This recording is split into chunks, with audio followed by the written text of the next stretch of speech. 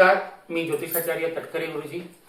चिपळूण, रत्नागिरी आणि कोकण प्रांतात आणि मुंबई अगदी गोव्यापर्यंत माझं काम चालतं. अगदी देश परदेशात पण आहे आणि भारतामध्ये मी काही ठिकाणी वाचतो आणि ज्योतिषा संबंधात अनेक ठिकाणी माझ्या व्हिजिट असतात. आणि आज माझे जवळचे मित्र इथे माझी मुलाखत आणि माहिती घेण्यासाठी आले, तर आपण त्या विषयावर आता बोलूया.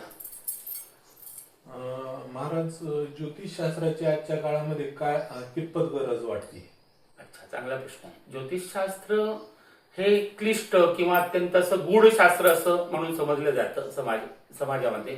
पण आजच्या काळात खूप मोठ्या प्रमाणात अनेक लोक ज्योतिषशास्त्राचा आधार किंवा त्याचं मार्गदर्शन अनेक लोकांकडून घेत आहेत आणि ती खरंच एक काळाची गरज आहे. आणि ज्योतिषशास्त्रातनं आपल्याला अनेक गोष्टींचा मागोवा घेता येतो. ज्योतिषशास्त्रामध्ये पण अनेक शाखा आहेत. फलज्योतिषशास्त्र आहे, त्यानंतर हस्तरेखाशास्त्र आहे, रत्नशास्त्र आहे, अंगलक्षण होराशास्त्र आहे आणि हा ठसे विज्ञान आहे, हस्ताक्षर विद्या आहे. तर अनेक शाखांमधून आपण त्या गोष्टीचा अंदाज घेऊन किंवा आपल्या आयुष्यातले काही प्रश्न आहेत, समस्या आहेत, त्या संबंधात आपण अनेक ज्योतिषांशी कन्सल्ट करून आपला तो प्रश्न आपण कसा सुकर होईल असं आपण नक्की करू शकतो. तर फलज्योतिषाबद्दल बोलाल तर ते कुंडली विज्ञान, जन्मपत्रिका जी आकाशस्थ ग्रहगोलांची जन्मसमयीची स्थिती ती पाहून त्यानुसार कुंडलीचा तो डायग्राम किंवा कुंडली तयार होत असते. म्हणजे सूर्य हा प्रमुख ग्रह मानलाय आपल्या हिंदू धर्मशास्त्रामध्ये.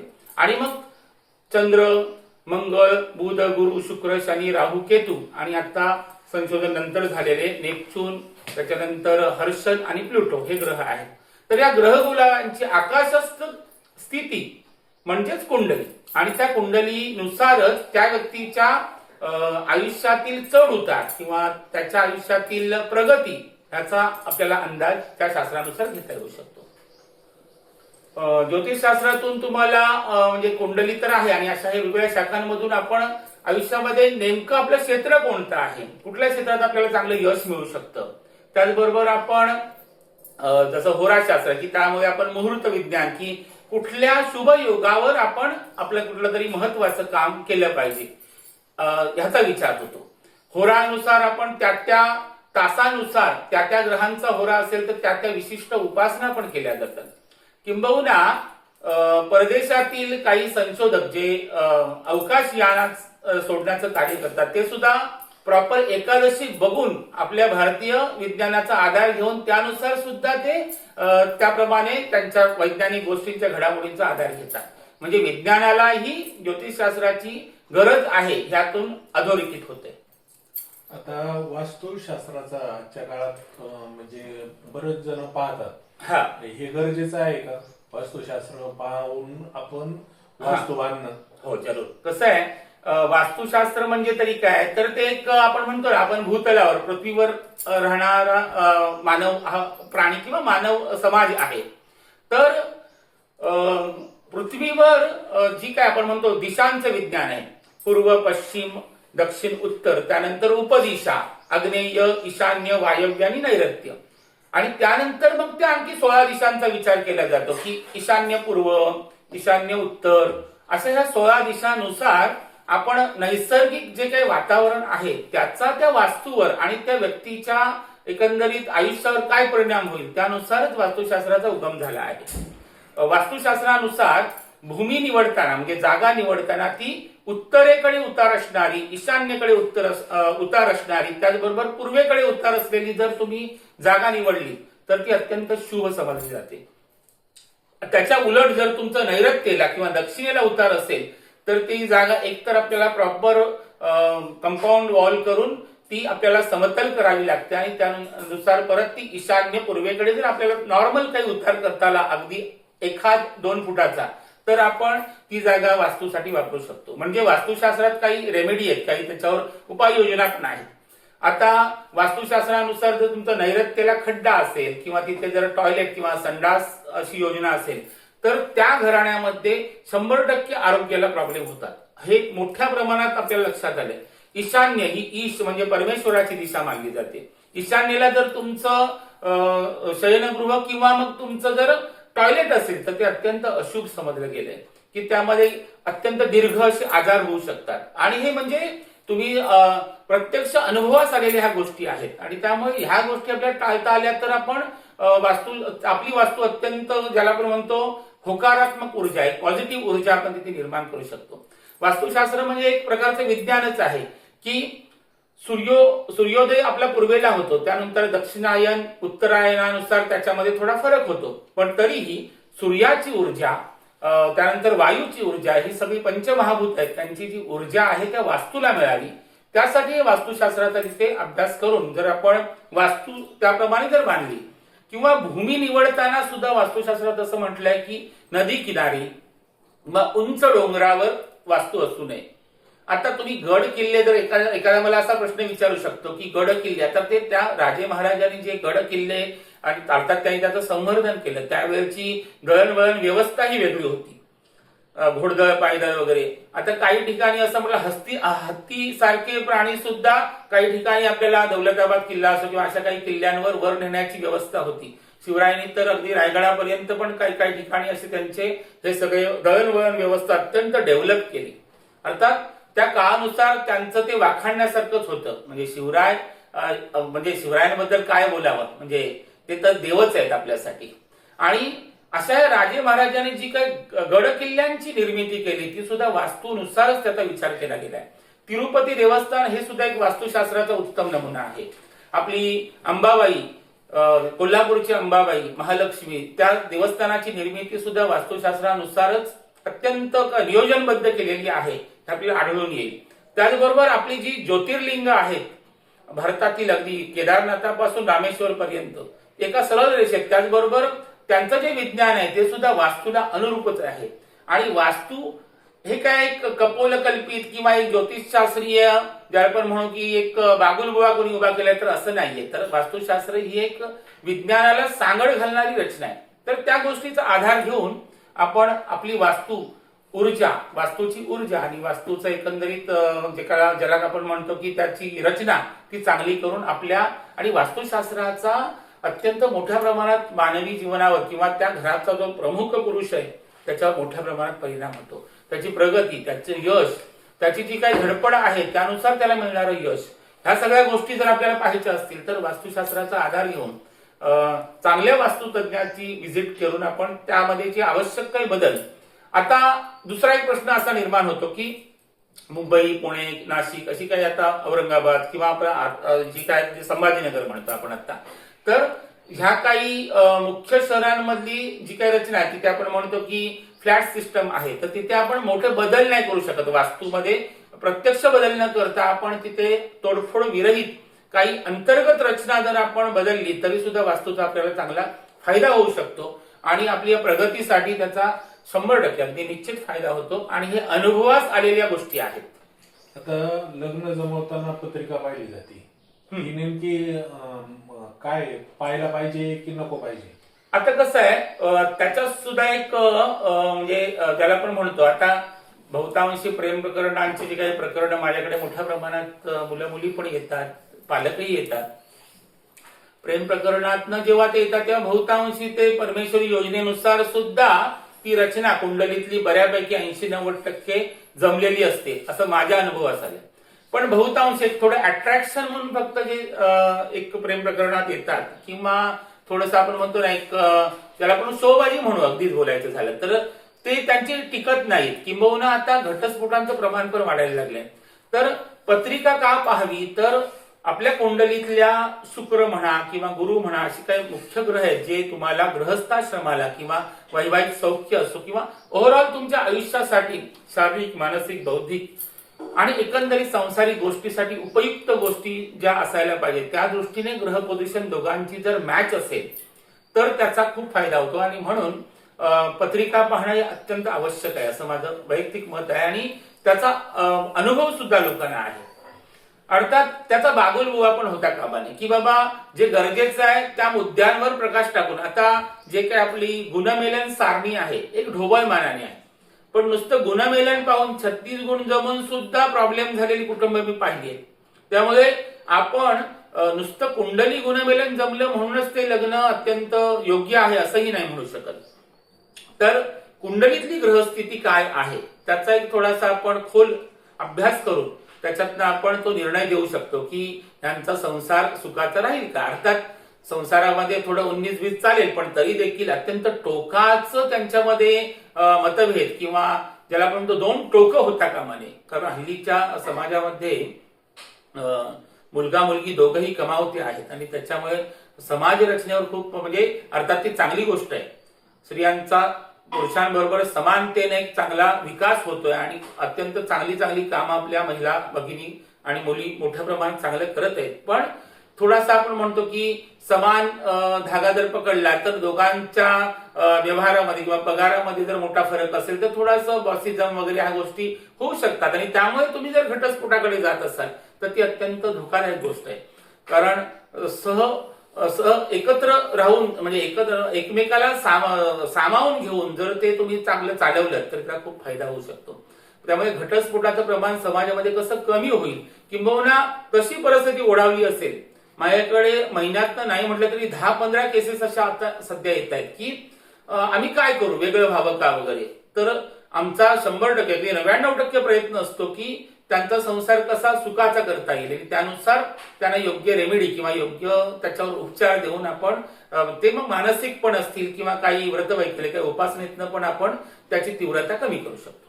आता पत्रिकेत मंगळ दोष आहे का, 7.5 आहे का हे पाहिलं जातं, हे गरजेचं आहे का? नक्कीच.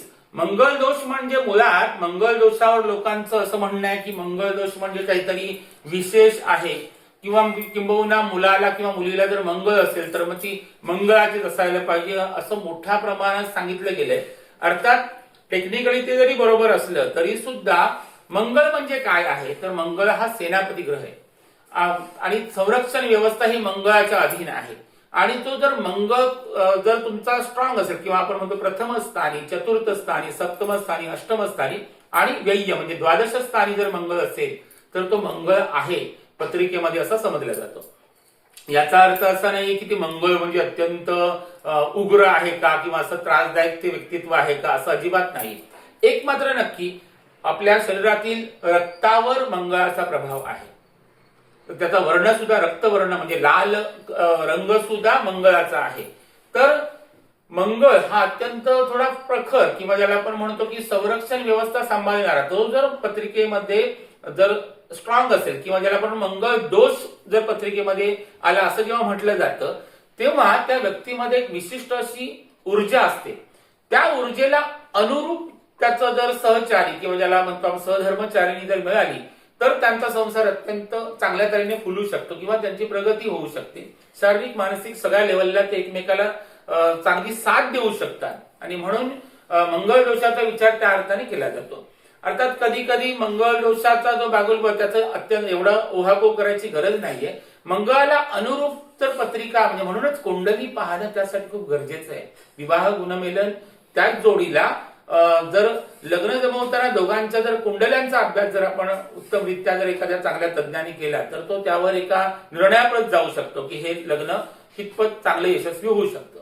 आणि म्हणून मंगळाचा विचार एवढा पण नको करायला की बाबा काहीतरी धोकादायक आहे का, म्हणजे असं म्हटलं की सप्तमस्थानी मंगळ आहे तर मग वैधव्य योग असेल, विधुर योग होईल, तर तसं नाहीये. एवढं की मंगळाची पोझिशन बघून आणि त्याला अनुरूप जर जोडीदार आपण तिथे जर दिला किंवा त्यांचं तसं लग्न झालं तर ते अत्यंत ज्याला आपण म्हणतो प्रगतीचा रथ त्यांचा अत्यंत जलद आहे हे आमच्या अनुभवास आलेलं आहे. आणि म्हणून मंगळाचा विचार त्या दृष्टीने करायला हरकत नाही. दुसरा प्रश्न शनीची 7.5 त्यावर बरंच काही बोलता येईल. शनी महाराज तर अत्यंत ज्याला आपण म्हणतो की नियम पाळणारे असे ग्रह आहेत आणि ते ग्रेट पंतोजी ज्याला आम्ही म्हणतो की धर्म शास्त्राचं ज्याला विधान त्यांना दिलंय की पाप पुण्याचा हिशेब आणि त्यानुसार तुम्ही त्यांना कसं रिॲक्ट करता. म्हणजे आयुष्यामध्ये मानवी जीवन हे कशासाठी आहे तर आपण आपलं संसार चक्र चांगलं चालवत असताना काही उपासना काही व्रतवैकल्य त्याचबरोबर आपण जर परमेश्वराचं काही मिनिटं का होईना जरा स्मरण करून जर आपलं जर पुढचं हे चालवलं तर आपण चांगला न्याय आपल्या त्या संसार किंवा गृहस्थाश्रमाला देऊ शकतो. आणि शनी 7.5 मध्ये बहुतांशी तुम्ही जर मारुती उपासना आणि शनी महाराजांची जर उपासना केली तर ते बऱ्याच अंशी तुम्हाला प्रगतीपथावर पण नेतात. शनी 7.5 मध्ये बऱ्याच लोकांची उत्तम अशी प्रगती होते. शनी 7.5 मध्ये माणसाला मात्र एक आहे की खरं काय खोटं काय हे कळतं. संसारातलेच नव्हे तर एकंदरीत मित्रमैत्रिणीपासून ते नातेसंबंधातील जे काही दाखवणाऱ्या गोष्टी आहेत, त्याला आपण म्हणतो सहसंबंध, आपल्याला क्लिअर अगदी समोर होतात. म्हणजे माणसांची व्यक्तित्व कळतात. त्याचबरोबर त्यांचे नातेसंबंध, म्हणजे आपल्याला पण म्हणतो फक्त स्वार्थासाठी हा व्यक्ती आपल्या समोर आहे का, किंवा मुळात काय आहे, हे शनी महाराज तो पर्दाफाश अत्यंत उत्तम पद्धतीने करतात. आणि त्यामुळे शनी 7.5 ही हे आपलं शुद्धिविधी किंवा शुद्धीकरण समजलं जातं. शनी 7.5 मध्ये तुम्ही जास्तीत जास्त अंतर्मुख होऊन जर तुम्ही काम केलं किंवा आपल्याकडून कुठलं वाईट कर्म होऊ नये ह्याची दक्षता घेऊन जर आपण शनी महाराजांना किंवा मारुती भगवान मारुतीराय त्यांची जर उपासना अत्यंत प्रामाणिकपणे केली किंवा श्रीरामांची उपासना केली, रामरक्षा स्तोत्र आहे, मारुती स्तोत्र आहे, हनुमान चालीसा आहे, शनी स्तोत्र आहे, त्यानंतर काही बीज मंत्र आहेत, त्याचा जर आपण चांगल्या पद्धतीने जर आपण उपासनेमध्ये वापर केला तर शनी 7.5 मध्ये प्रत्येकाची प्रगती अत्यंत उत्तम पद्धतीने होऊ शकते. हे ह्यावर मी 100% ठाम आहे. आता ही कुंडली मांडली जाते, त्याच्यामध्ये नेमकी म्हणजे काय पाहिलं जातं? कुंडली म्हणजे काय तर मगाशी म्हटलं की आकाशस्थ ग्रहगुलांची जन्मसमयीची स्थिती म्हणजे कुंडली. तर कुंडलीमध्ये काय मांडलं जातं तर प्रथम लग्न रास, म्हणजे त्यावेळेच लग्न बिंदू काय, त्यानुसार कोणतं लग्न कुठल्या राशीनुसार ते लग्न स्थान आहे ते मांडलं जातं. त्यानुसार मग पुन्हा प्रत्येक राशीमध्ये कोणते ग्रह कसे बसले त्याची मांडणी पंचांग आणि एकंदरीत शास्त्राचा विचार करून केला जातो. आणि कुंडली हे तुमच्यासाठी मी गमतीनं असं 7/12 आहे असं म्हणतो, कारण ती कुंडली जर परफेक्ट जर काढली असेल तर आयुष्यातील सगळे चढ उतार, आपल्या आयुष्यात जे काही चढ उतार म्हणजे चांगले वाईट अनुभव किंवा त्याला म्हणतो आपल्यातले काही त्रासदायक गोष्टी जेव्हा निर्माण होतात आपल्या संसार चक्रामध्ये, तेव्हा आपण चांगल्या ज्योतिषाचा आधार घेऊन त्याच्यावर आपण चांगल्या रेमेडी, ज्याला आपण म्हणतो काही उपाययोजना करू शकतो आणि त्यातून आपलं संसार चक्रच नव्हे तर पूर्ण समाजाला दिशा देण्याचं काम आपण करू शकतो. त्यामुळे कुंडलीला खूप महत्व आहे. आता ग्रहांचे आपल्या जीवनावर परिणाम होतात असं म्हटलं जातं. ग्रहांचं तेच पुन्हा ग्रह म्हणजे काय, आकाशस्थ ग्रहगोलक हे मानवी जीवनावर परिणाम करतात की नाही इथपासून लोकांना प्रश्न आहे. पण जसं आपण आता पृथ्वी सुद्धा सूर्याभोवती फिरते, सगळे ग्रह सूर्याभोवती फिरतात आणि त्यांचं जे काय अंशात्मक कोण आहेत त्यानुसार मग कुंडलीमध्ये स्पष्ट ग्रह केले जातात. त्या ग्रहांचा विचार म्हणजे प्रत्येक ग्रहांवर जर बोलायचं झालं तर रवी हा आत्माकारक ग्रह आहे. रवी किंवा सूर्यावरून आपण पित्याचा विचार केला जातो. आत्मिक उन्नती किती होईल हे आपल्याला सूर्यदेवतेच्या ग्रहात कुंडलीतील पोझिशन किंवा स्थितीवरनं कळू शकतं. चंद्रमो मनसो जाता, चंद्र हा मनाचा कारक आहे आणि चंद्र म्हणजे काय तर आईचं स्वरूप मानलं गेले. चंद्र म्हणजे चंद्राची रास कोणती तर कर्क रासवाले अत्यंत प्रेमळ किंवा मातृसुलभ भावना असणारे असे असतात. तर कर्क राशीमध्ये कुठले ग्रह आहेत त्यानुसार त्या ग्रहांचे इफेक्ट काय होतील म्हणजे हा खूप मोठा विषय आहे. आपण त्या मुद्द्यावर बरंच काही बोलू शकतो. पण कुंडलीमधले ग्रह त्यानुसार त्यांचं कार्य करतात आणि हा पुन्हा कर्म सिद्धांतानुसार आपल्या पूर्वजन्माचं संचित प्रारब्ध त्यानुसारच त्या माणसाला आयुष्यामध्ये काही उपलब्धी निर्माण होतात, काही दुःख समोर येतात. अर्थात त्याला सामोरं जाण्याची क्षमता आपल्यात आली पाहिजे आणि म्हणून उपासनेला खूप महत्व आहे. चंद्रानंतर आपण मंगळ ग्रह आहे. मंगळ पोझिशन कुंडलीतली तुम्हाला यश, आत्मविश्वास, धाडस हे मंगळावरनं कळतं. बुध ग्रहावरनं बौद्धिक दर्जा कळतो.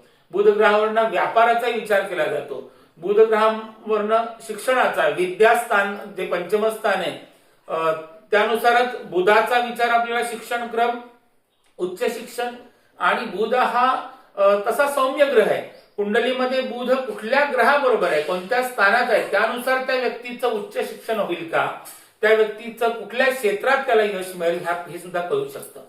नुसत्या बुधावर नाही तर एकंदरीत कुंडलीतल्या इतर सगळ्या ग्रहांचा विचार करून गुरु तर वर्धन करणारा, वाढ करणारा किंवा मोठ्या प्रमाणात भरभराट करणारा असा ग्रह मानलाय. म्हणून गुरुचं रत्न पुष्कराज मोठ्या प्रमाणात वापरलं जातं. तर गुरु बळ सुद्धा आपण लग्नाच्या वेळी पाहतो. तर गुरु शेवटी देवगुरु बृहस्पती आहेत ते आणि त्यामुळे गुरुचा विचार पत्रिकेमध्ये मोठ्या प्रमाणात केला जातो. शुक्र ग्रह तो ऐश्वर्य, त्याच्यानंतर श्रीमंती, प्रगती आणि मग सगळ्या चैनीच्या वस्तू यावर शुक्राचा अंमल आहे. त्यानंतर आपण आता नृत्य, नाट्य, कला, चित्रपटसृष्टी, नाट्यसृष्टी, ज्या कला आहेत त्यांवर शुक्राचा अंमल मानला गेलाय. शनी महाराज पुन्हा न्याय व्यवस्था, तुरुंग व्यवस्था, त्याचबरोबर शनी महाराज म्हणजे गुंतागुंतीचे जे आपण म्हणतो लोखंड आणि तेल, ऑइल